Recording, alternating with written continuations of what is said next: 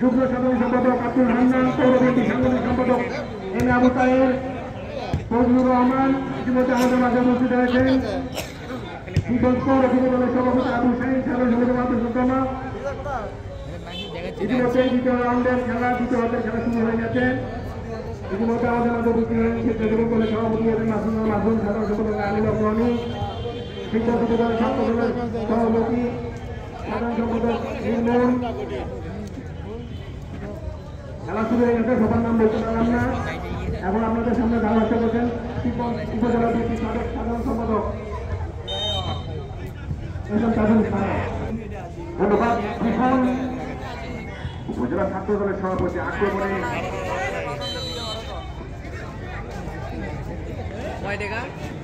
একাধিক বিদেশি খেলোয়াড়দেরকে নিয়ে তারা টিম করেছেন। কমপক্ষে 2 জন বিদেশি খেলোয়াড় আমরা বাংলাদেশে কি বলে রহিকুল ভাই মাঠটি রয়েছে বিদেশি খেলোয়াড়।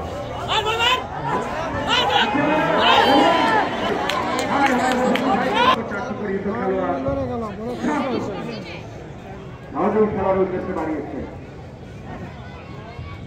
গোলরক্ষক, তিনি অভিজ্ঞ গোলরক্ষক, এটা নিঃসন্দেহে বলা যায়।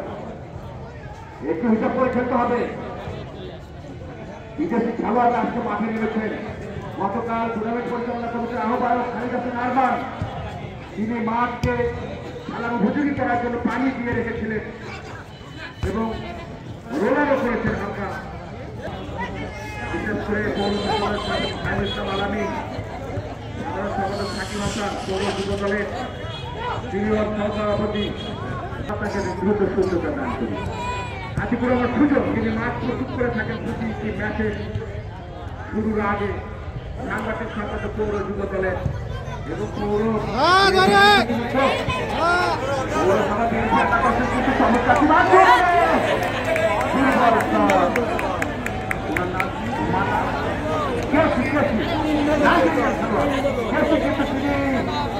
নিশ্চিত একটি গোল তিনি করতে পারতেন।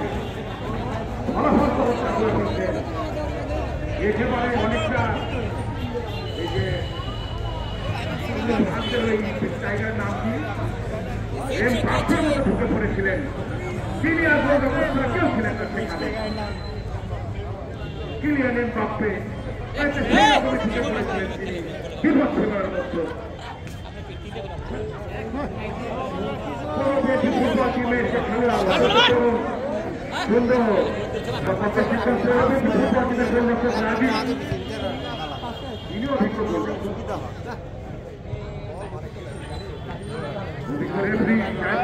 পরিচালকের নেতা, শিবগঞ্জ জাতীয় মানুষের নেতা, উপজেলা বিএনপি সভাপতি মীর শাহে আলমের যুবতী মিটিং।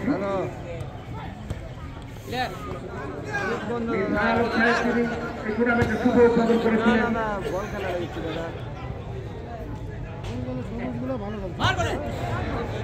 আক্রমণে পৌরবিএনপি একাদশ আলো হিটের সাথে আরো বাড়িয়েছেন। সুন্দর ছিল